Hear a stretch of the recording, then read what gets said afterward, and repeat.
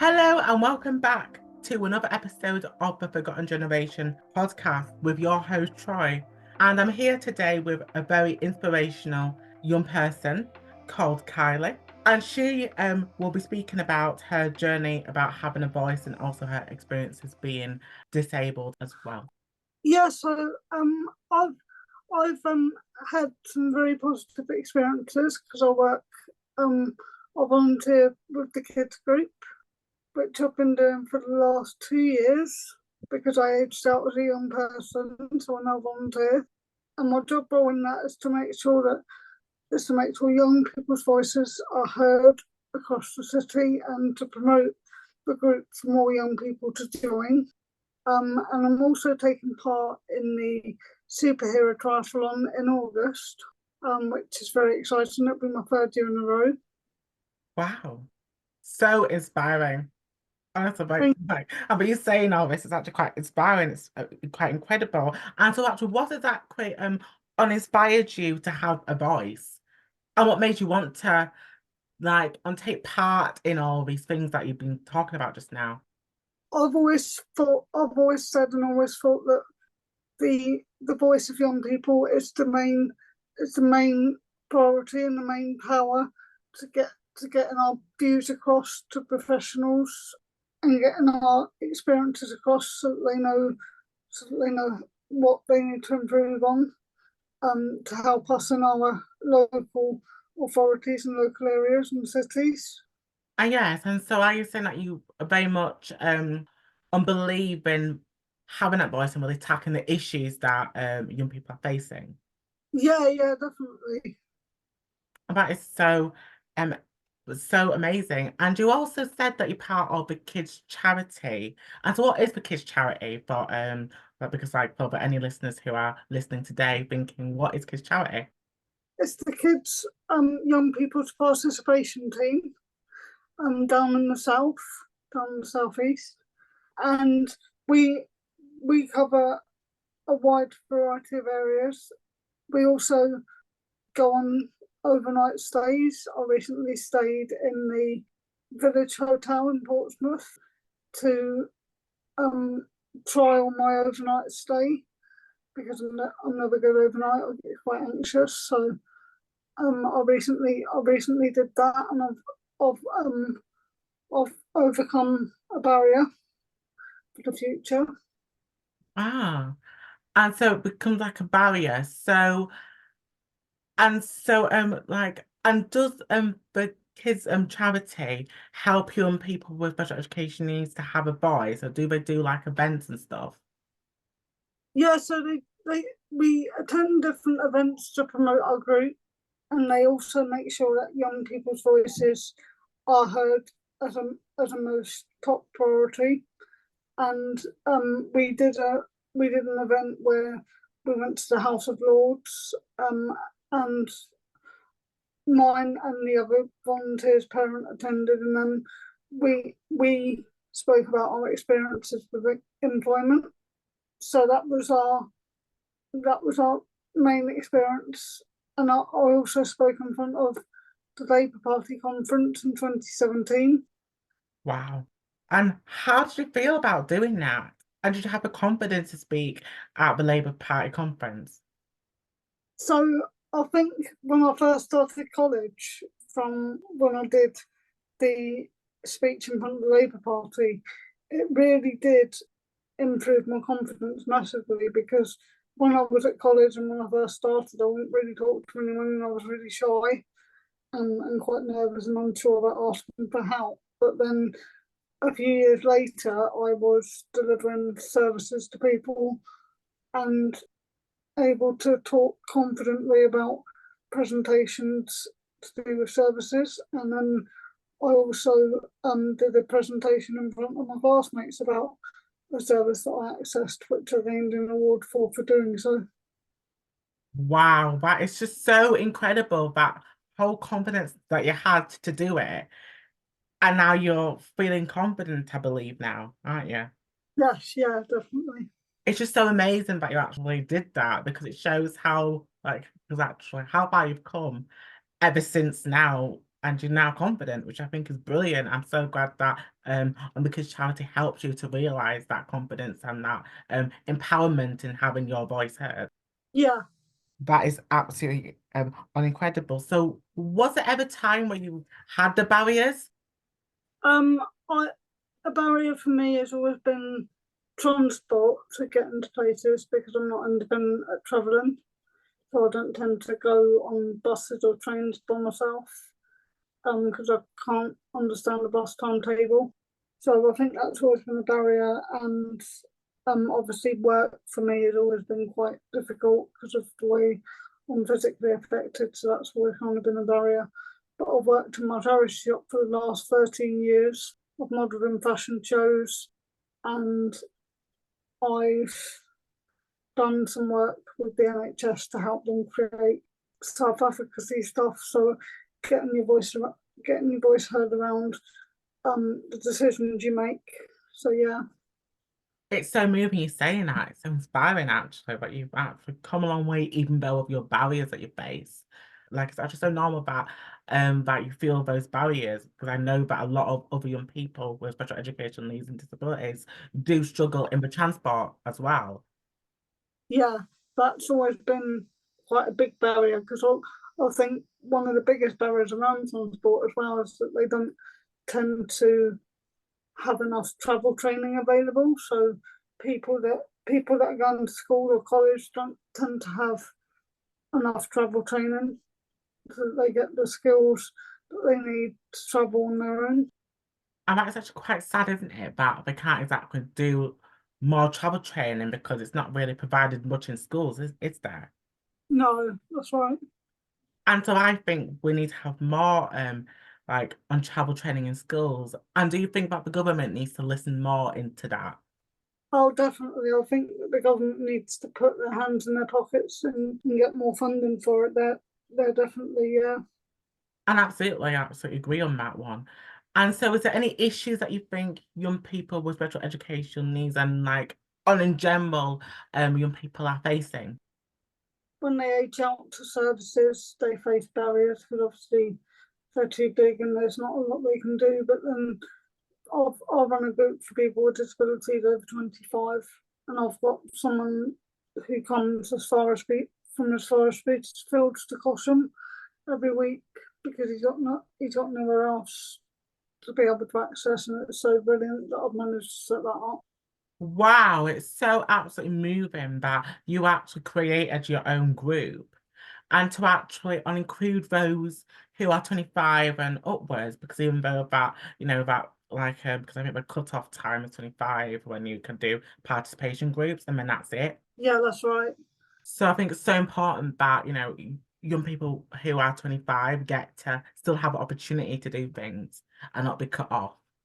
As I always say, you're never too old to do something. Age is just a number. You're always going to need that experience um and that opportunity to be able to socialise and go out and do things that you like doing. And absolutely, because I think it's so important. And I think because I think that's a very much a big issue. And do you think the education system is an issue at the moment?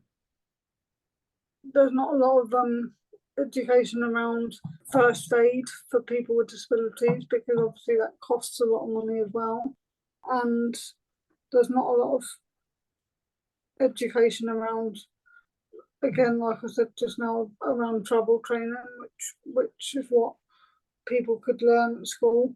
I've got one of my friends who can't cross the road because she's never been taught, so that's quite sad. That is absolutely sad, isn't it? It is. And it's really sad how actually the schools are not teaching first aid. Yeah, And which I think needs to happen, doesn't it? Because I think it needs to change actually. All because like all young people get to do first aid to try and support them and knowing how to get better in it. yeah, because obviously it's a valid life skill. You know, it's a um it's much needed life skill, especially when people are in danger or need help. You know, they would know how to do it. It's so, so important that you actually do that in life skills, absolutely. And I think it's important because the part needs to be, I think, improved because apparently there's been a lot of and because a lot of young people suffering in school, who doesn't really get the right support and the right and provision for them. Yeah, And do you think that the government has failed young people in schools regarding that? And do you think there needs to be better support in place for young people to have a full education and a better understanding of education? I do, yes, especially around education and healthcare plans, because I was turned down for an education and healthcare plan because the college told me that my needs were met. But during lockdown, I was isolated in the respect that I wasn't prioritised for support because I didn't have that education and healthcare plan in place.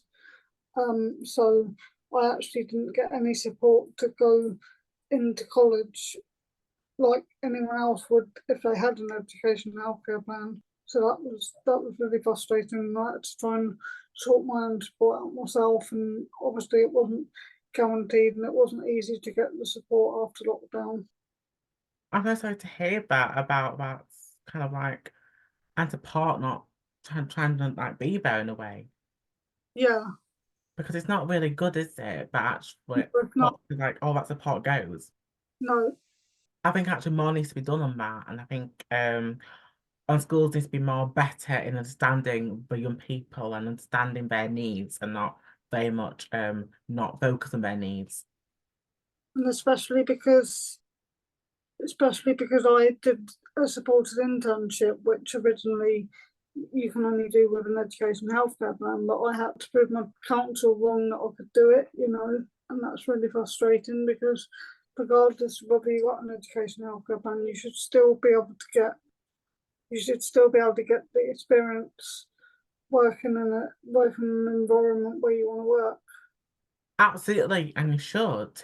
And I think you should have more internship program options in jobs because Yeah, I feel like it's very much like the same thing. Like I like the hospitality, admin, and there's not really much stuff that you want to do because it's just the basics. yeah. I mean, I was lucky enough to work in. I've volunteered in two different nurseries, which I loved because I love working with the children. So I was lucky enough to do that. I'm so glad that you did that because I'm so glad that you wanted to do something that you wanted to do.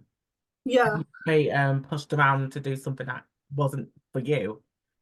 yeah, and that's right. And when I was at school, I was totally misjudged in the respect that my teacher said that I wasn't capable of working in a charity shop, and that really put me on a downer because obviously I I am capable of working in a charity shop. She just needed to give me that chance and let me know for myself what I'm capable of, and my manager helped me a lot because now I work the card machine and the till, and I've been there for 13 years.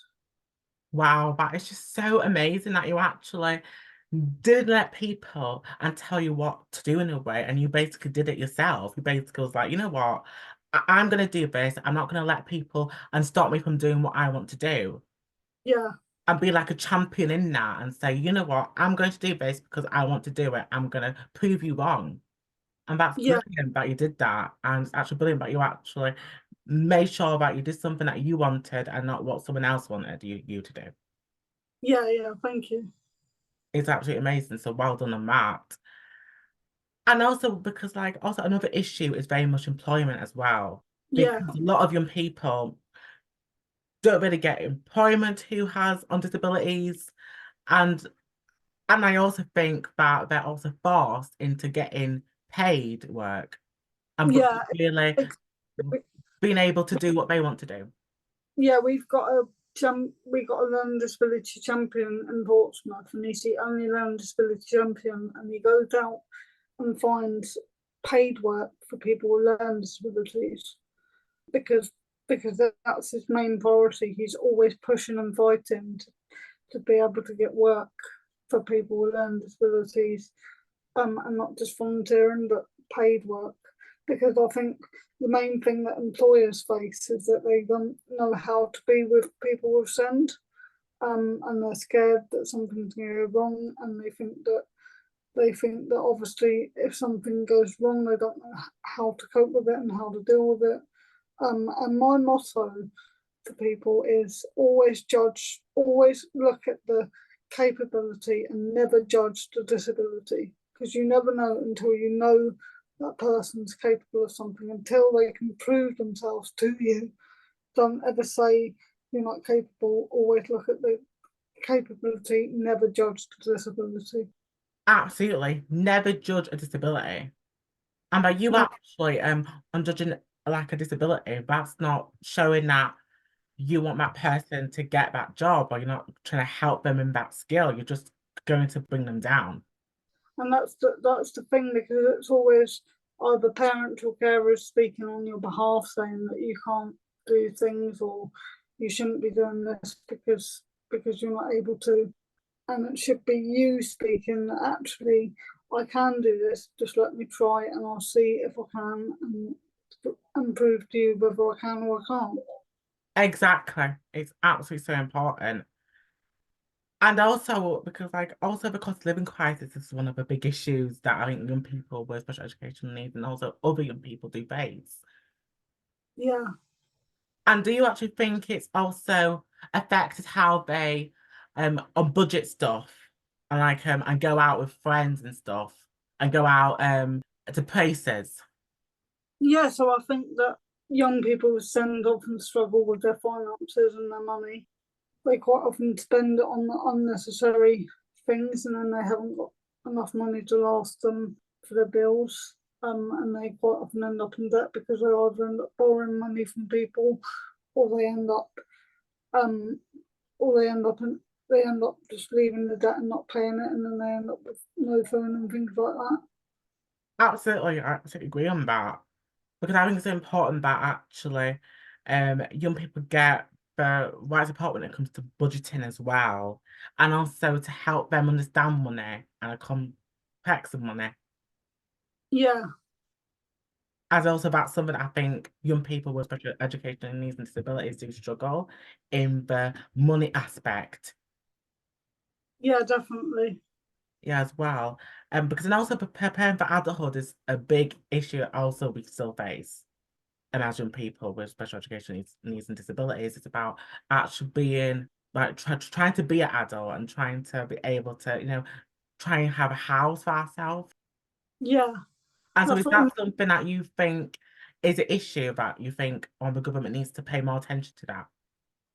yeah, especially supported living services. I mean, they are improving them, but they just need to work on not just people with learning disabilities, but people with autism also need places to live as well, because that is one of the main things that they go wrong in, because obviously they don't have supported living homes for people with just autism. You've got other learning disability and mobility issues.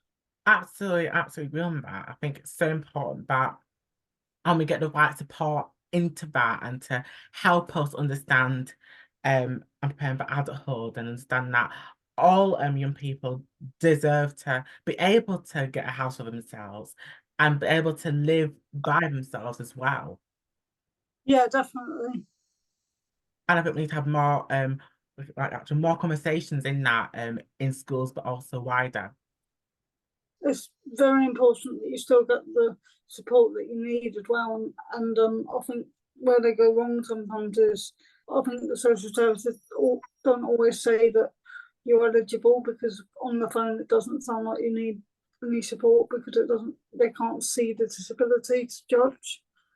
But because I've got someone who's trying to get a social worker who's been turned down because she doesn't sound like she's got any disabilities, and that's really upsetting, because obviously she still needs the support because her mum's had cancer and things. It's absolutely sad. And I think even if you didn't have a disability, it's really hard that the fact that you don't get much support. Yeah, it is, yeah. Especially because you can't access a lot of services because of that as well. And absolutely, because I think we also need more services in place for young people who actually struggle, who actually needs that extra support as well. Yeah, definitely.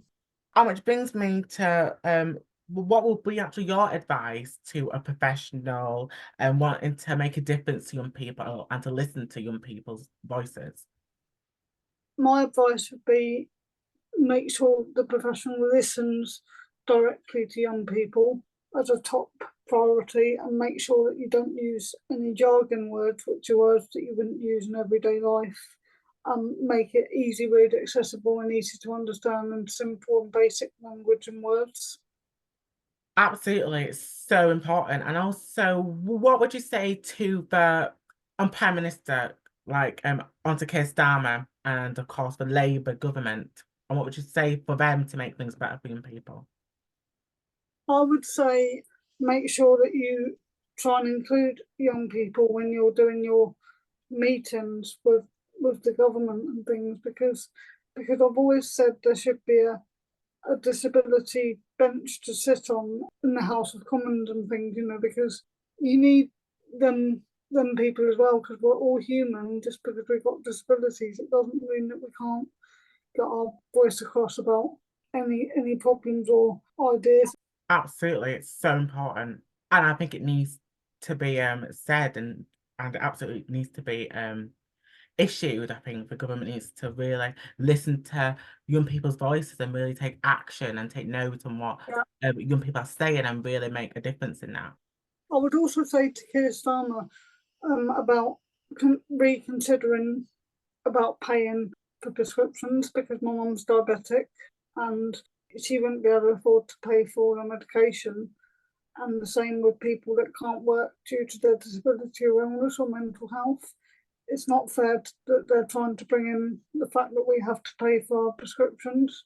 I think it should stay the same, because people that are on low incomes or people that have a lot of medication won't be able to afford to live.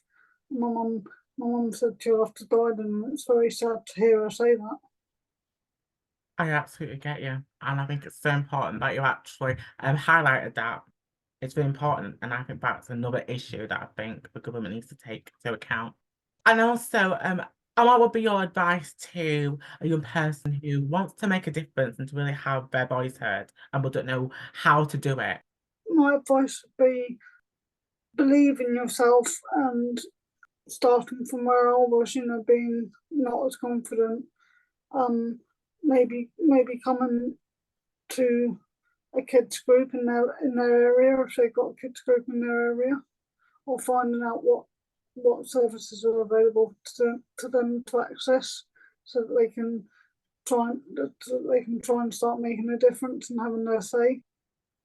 Absolutely, it's so important that a young person can have a voice and to really try new things and go into to a participation group or when it can be going to a youth club or a youth group, in fact, Yeah, definitely. Yeah, and to have a say and to really have their voice heard. And also, what would be your quote to like and sum up your journey? my quote would be never give up. Always try, and if first you don't succeed, try and try again, and just keep on going. Just keep pushing yourself, and the encouragement.